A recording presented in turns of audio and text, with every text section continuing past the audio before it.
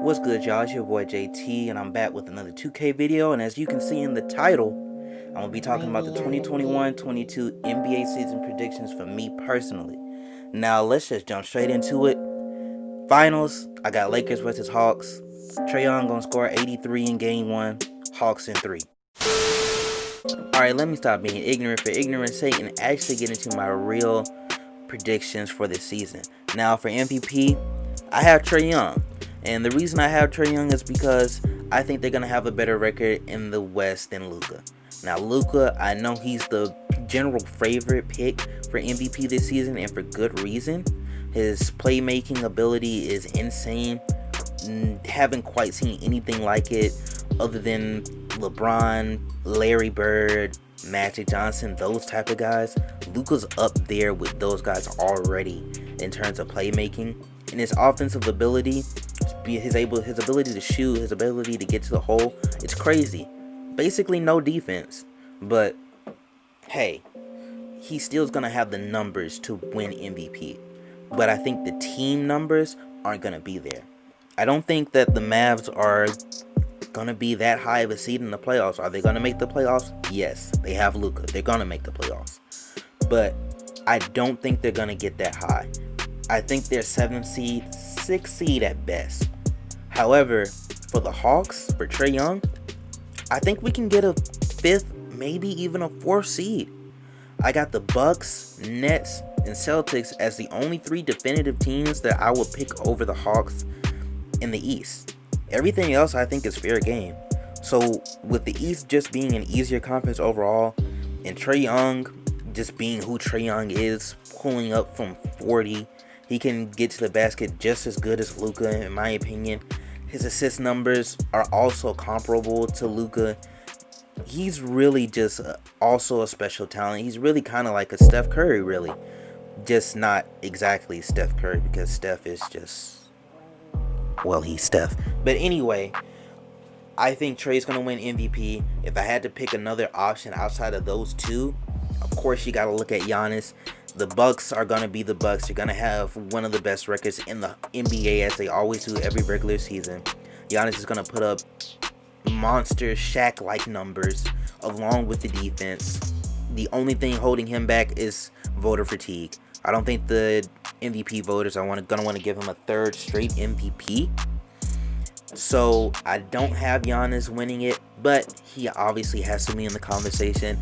And then if I had to pick a dark horse candidate, somebody who I think has slipped under the radar that nobody's going to really talk about in the MVP conversation, got to go with Devin Booker. I think the Suns are very dangerous this year. I believe they're 6-1, 5-1, something like that.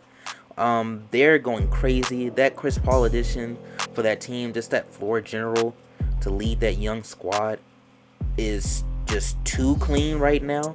So I think we need to look at Devin Booker for MVP as well.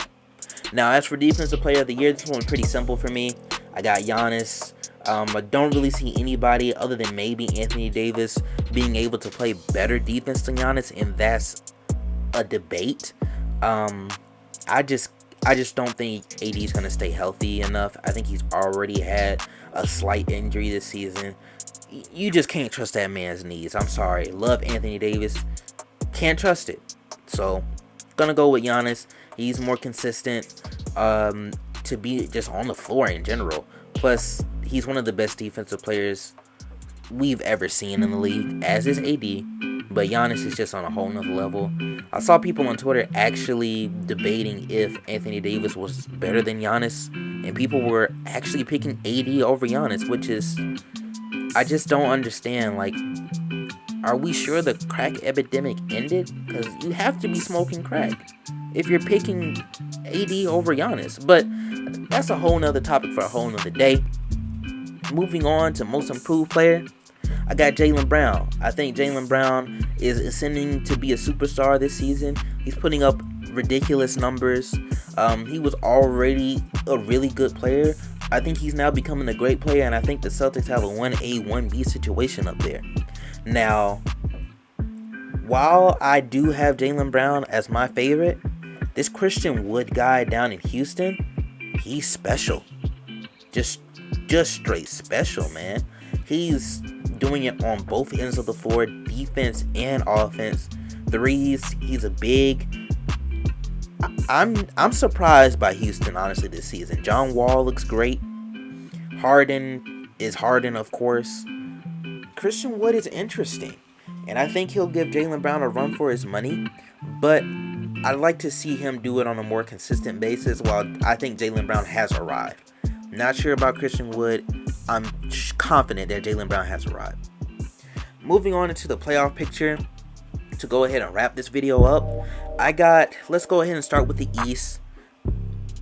I'm biased with the Hawks, but I do not think that they're going to win the East, obviously. I think the Nets are going to win the East even without Spencer Dinwiddie, which is a huge blow. I think people are sleeping on the impact Spencer Dinwiddie has for that team and just how great he really is. But when you have Kevin Durant and Kyrie Irving, who's beating that? I just don't see it. The Bucks have the defense to match up against them, if you know what I'm saying. But they never come through in the playoffs. Each and every year, they never come through. Giannis gets shut down, and everyone else just forgets how to shoot the ball. It's that simple. They just forget how to shoot the ball. So I got the Bucks out of there. If I were to pick an Eastern Conference Finals matchup, that's tough for me. I'm going to go with Celtics versus Nets. I got the Nets winning that series and headed to the finals. I think the Hawks are going to be a tough out in the first round. Maybe even winning a first round matchup depending on what seed we have. But don't have the Hawks really doing much. But we are making the playoffs this year. I'm very confident in that, which is a huge step up from where we were last year. We have been consistently one of the worst teams in the league for who knows how long, and it is extremely depressing to think about that. But now we're doing good. We look great. I know we've lost 2 in a row. Not worried about that. Got to get our defense together. But offensively, we're going to be a top 5 offense in the league. It's going to be tough to stop us on offense. And if we get our defense better, if Cam Reddish and DeAndre Hunter can play better defense on the perimeter, as I know they can, look out for the Hawks, man. As for the West, Lakers are going to be the kings of the West. And when you have LeBron James, who I believe to be the greatest player of all time, don't at me, and you have Anthony Davis, who is top 3 greatest power forwards of all time already in his career, what are you going to do? Plus, you have Dennis Schroeder, Montrezl Harrell. They got shooters. Kuzma is looking okay-ish for Kuzma, I guess. I just don't see anybody doing anything to them. Love the Denver Nuggets. I think they're one more year away from being finals contenders. I think that the Clippers, I think they're pretty much done. I love the fit of Serge Ibaka on that team. I really do. But playoff P is playoff P. That man is a walking meme in disappointment in the playoffs. So nothing to worry about with him, really. And then Kawhi with that load management stuff. Is that team going to have the continuity to do well in the playoffs? I don't think so. Can they make the Western Conference Finals? They have the potential. But we saw what happened last year with their quote-unquote potential. We'll see about them. As for the bottom of the West, the bottom of the playoff picture for the West, I got the Mavs, the Pelicans with Zion. I think Zion is already entering superstar level status, and that's insane to think about since he only played just a handful of games last year, and that was his first year, but that's how special he is. Plus, you have Brandon Ingram, Lonzo Ball, great rebounding guard, great court vision, Steven Adams. That's an excellent rebounding team, and rebounding in the playoffs is critical. So I think they're going to be a very dangerous team to go up against in the West, and I wouldn't sleep on them maybe winning a first round playoff. We'll see. I don't know. Anyway, I think the Grizzlies would also be in there, but with Ja Morant being out for so long with that injury, hope he gets back soon, by the way. Love Ja Morant, very special player. But with him being out, don't think they're gonna make the playoffs because it's only 72 games this season, slightly shorter season. You're in the West and your star player's not there. Big disadvantage for them. Don't think they're gonna make the dance. Mavs, like I've already said, they're gonna make it, but don't see them doing too much without KP. We'll see when he gets back.